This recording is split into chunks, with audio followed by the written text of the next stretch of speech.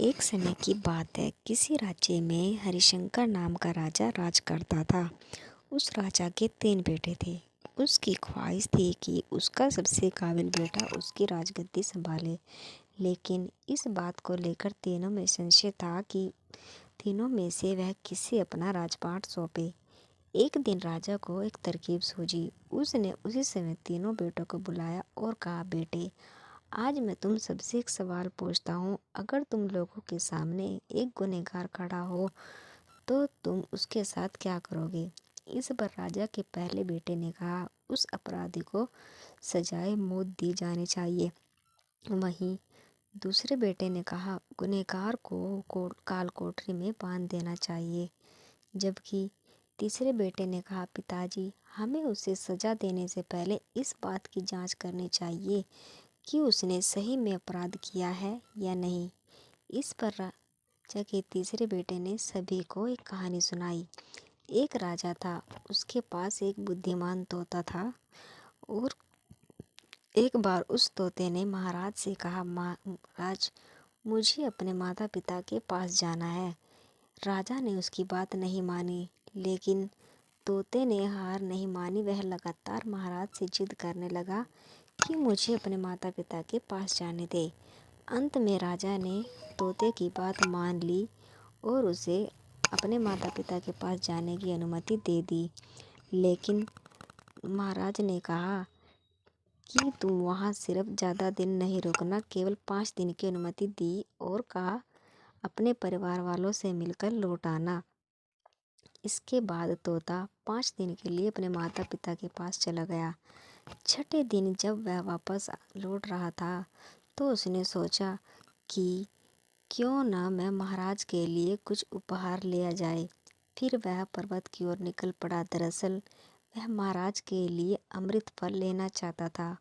वहाँ पहुँचते पहुँचते रात हो गई। तोते ने पर्वत पर पहुंचकर फल तो ले लिया, लेकिन रात हो जाने के कारण वह आगे नहीं बढ़ा और वहीं रुक गया। उस रात जब तोता सो रहा था, तभी वहाँ एक सांप आया और उसने राजा के लिए गए अमृत फल को खाने लगा। सांप ने फल को खाया, इस कारण उस फल में जहर फैल गया।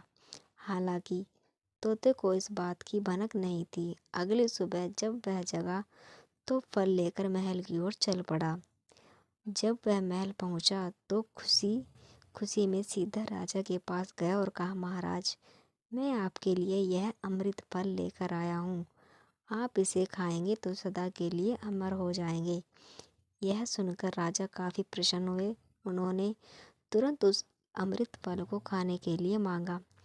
इस पर एक मंत्री ने कहा, जरा रुकिए महाराज, आप इस फल को बिना जांच किए कैसे खा सकते हैं?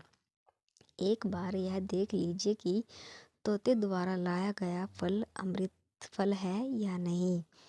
राजा उस मंत्री की बात से सहमत हुआ और कहा कि इस फल को एक कुत्ते को खिलाया जाए।